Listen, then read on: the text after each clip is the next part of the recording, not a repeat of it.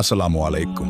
একটা প্রশ্ন করি ভাই, আমরা প্রতি বছর কোরবানি দেই, কিন্তু কখনো কি ভেবে দেখেছি আল্লাহ কেন আমাদের কোরবানি করতে বলেছেন? শুধু গোশত খাওয়ার জন্য, নাকি ফ্রিজ ভরার জন্য, নাকি এর পিছনে আছে এমন এক শিক্ষা যা আপনার পুরো জীবন বদলে দিতে পারে? বিসমিল্লাহির রহমানির রহিম। সমস্ত প্রশংসা আল্লাহ তাআলার জন্য।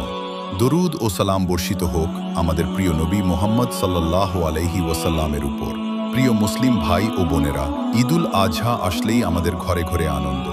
নতুন পাঞ্জাবি, গরুর হাট, গোশত বিলানো, আলহামদুলিল্লাহ।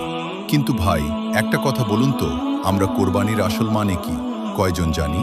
আজকের এই ভিডিওতে আমরা কোরআন ও সহি হাদিসের আলোকে জানব কোরবানি আসলে কার জন্য ফরজ নাকি ওয়াজিব, আল্লাহ কেন কোরবানি করতে বললেন, কোরবানির ফজিলত কি কি, আর আল্লাহর কাছে কোরবানির আসল দাম কোন জিনিসের। ভিডিওটা শেষ পর্যন্ত দেখুন। কথা দিচ্ছি, এই ঈদে আপনার কোরবানির স্বাদ অন্যরকম হবে ইনশাআল্লাহ। প্রথমে একটা ভুল ধারণা ভাঙি। কোরবানি সবার উপর ফরজ না। হ্যাঁ, ফরজ না, এটা ওয়াজিব। ইসলামী বিধান অনুযায়ী যে মুসলিম ব্যক্তি এই 4টা শর্ত পূরণ করবে তার উপর কোরবানি ওয়াজিব। শর্তগুলো হলো: 1. প্রাপ্তবয়স্ক হতে হবে, বাচ্চাদের উপর নাই। 2. সুস্থ মস্তিষ্কের হতে হবে, পাগলের উপর নাই। 3. মুসাফির না হতে হবে, সফরে থাকলে ওয়াজিব না। 4. নিসাব পরিমাণ সম্পদের মালিক হতে হবে। নিসাব কি ভাই? সহজ হিসাব। আপনার কাছে যদি 7.5 ভরি স্বর্ণ থাকে, অথবা 52.5 ভরি রূপা থাকে, অথবা এগুলোর সমান টাকা থাকে, আর সেই টাকা আপনার বেসিক প্রয়োজন মেটানোর পর অতিরিক্ত হয়, তাহলে আপনার উপর কোরবানি ওয়াজিব। হাদিসে এসেছে, নবীজি সাল্লাল্লাহু আলাইহি ওয়াসাল্লাম বলেন, যার কোরবানি করার সামর্থ্য আছে, এরপরও সে কোরবানি করল না, সে যেন আমাদের ঈদগাহের কাছেও না আসে।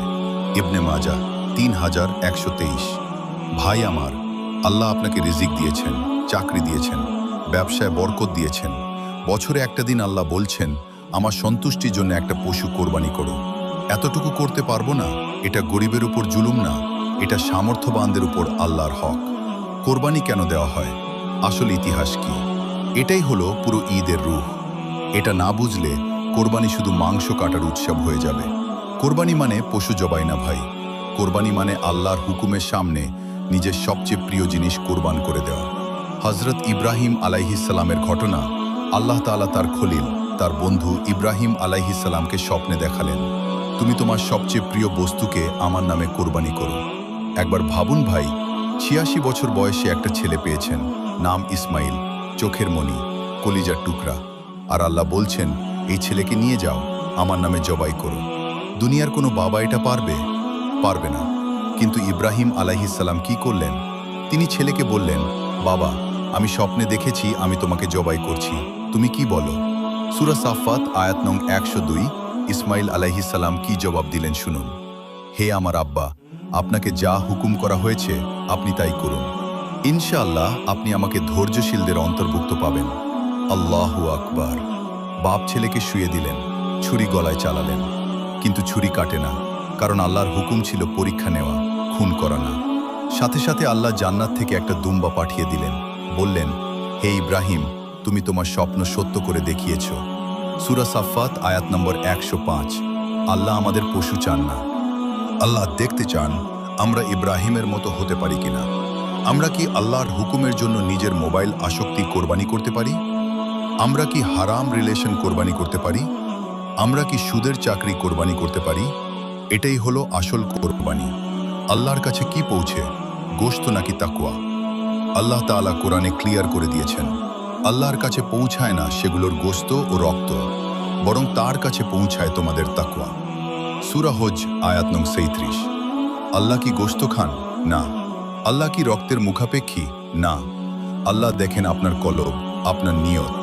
ধরেন, এক ভাই 5 লাখ টাকার গরু কিনল, ফেসবুকে ছবি দিল, লোক দেখানোর জন্য, রিয়া করল। আরেক ভাই 15,000 টাকা দিয়ে একটা ছাগল কিনল, কেউ জানে না, চুপচাপ আল্লাহর নামে কোরবানি দিল। কিয়ামতের দিন আল্লাহ কারটা কবুল করবেন? অবশ্যই যার অন্তরে তাকওয়া আছে, যার নিয়ত খালেস। তাই দামি পশু না, দামি নিয়ত ঠিক করেন। কোরবানির ফজিলত কি কি? হাদিসে এসেছে, নবীজি সাল্লাল্লাহু আলাইহি ওয়াসাল্লাম বলেন, কোরবানির দিনে আদম সন্তানের কোনো আমল আল্লাহর কাছে রক্ত প্রবাহিত করার চেয়ে বেশি প্রিয় নয়। কোরবানির পশু কিয়ামতের দিন তার শিং পশম ও খুরসাহ হাজির হবে। কোরবানির রক্ত মাটিতে পড়ার আগেই আল্লাহর কাছে তা কবুল হয়ে যায়। তিরমিজি 1493, হাসান সহি। আরও কয়েকটি ফিজিলত আছে। নবীজি সাল্লাল্লাহু আলাইহি ওয়াসাল্লামকে সাহাবীরা জিজ্ঞেস করলেন, এই কোরবানি কি? তিনি বললেন, তোমাদের পিতা ইব্রাহিমের সুন্নাত। তারা বললেন, এতে আমাদের কি লাভ? তিনি বললেন, প্রতিটি পশমের বিনিময়ে একটা করে নেকি। ইবনে মাজাহ 3127। একবার হিসাব করেন ভাই, একটা গরুর শরীরে কত লাখ পশম থাকে? আপনি এক কোরবানিতে লাখ লাখ নেকি কামাচ্ছেন। সুবহানাল্লাহ। আর এই পশু কিয়ামতের দিন পুলসিরাত পার হওয়ার সময় আপনার বাহন হবে, আপনাকে পিঠে করে পার করে দিবে। কোরবানি আমাদের কি শেখায়? কোরবানি শুধু একদিনের এবাদত না, এটা পুরো বছরের সিলেবাস। 1.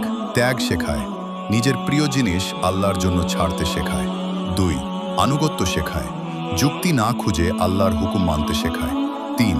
ধৈর্য শেখায়, ইব্রাহিম আলাইহিসসালাম যেমন ধৈর্য ধরেছেন। 4. সামাজিকতা শেখায়, গরিবের হক শেখায়। নবীজি সাল্লাল্লাহু আলাইহি ওয়াসাল্লাম বলেছেন, কোরবানির গোশত 3 ভাগ করো, 1 ভাগ নিজের জন্য, 1 ভাগ আত্মীয় প্রতিবেশীর জন্য, 1 ভাগ গরিব মিসকিনের জন্য। আবু দাউদ। ইসলাম শুধু নামাজ রোজা না, ইসলাম হলো তোমার প্লেটে গোশত থাকলে পাশের বাড়ির এতিমটার প্লেটের খবর নেওয়া। এটাই কোরবানির শিক্ষা। ভাই আমার, ঈদ মানে শুধু নতুন পাঞ্জাবি আর সেলফি না, ঈদ মানে শুধু ঘুরতে যাওয়া আর রেস্টুরেন্টে খাওয়া না। ঈদুল আজহার আসল নাম হলো ত্যাগের ঈদ। ইব্রাহিম আলাইহিসসালাম নিজের ছেলেকে কোরবানি দিতে গিয়েছিলেন। আপনি আমি কি নিজের একটা গুনাহ কোরবানি দিতে পারি না? আজ নিজেকে একটা প্রশ্ন করুন, আমি কি সত্যিই আল্লাহকে ভালোবাসি?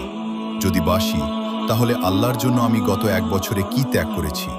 প্রিয় মুসলিম ভাই ও বোনেরা, কোরবানি শুধু ছুরি চালানোর নাম না, কোরবানি হলো নিজের নফসের গলায় ছুরি চালানো।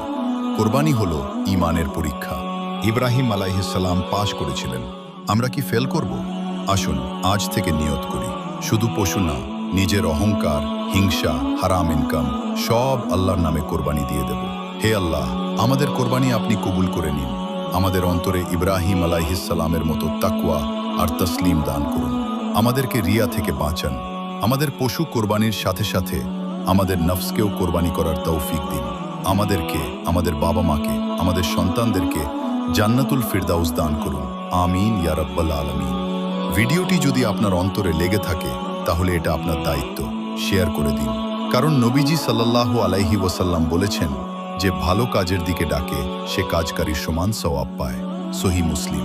হতে পারে আপনার একটা শেয়ারে একজন ভাই নামাজ শুরু করবে, একজন ভাই হালাল কোরবানি দেবে, আর কিয়ামত পর্যন্ত তার সওয়াব আপনার আমলনামায় যোগ হতে থাকবে। চ্যানেলে নতুন হলে সাবস্ক্রাইব করে ঈমানের আলো জ্বালাতে থাকুন। নেক্সট ভিডিওতে আবার দেখা হবে ইনশাআল্লাহ।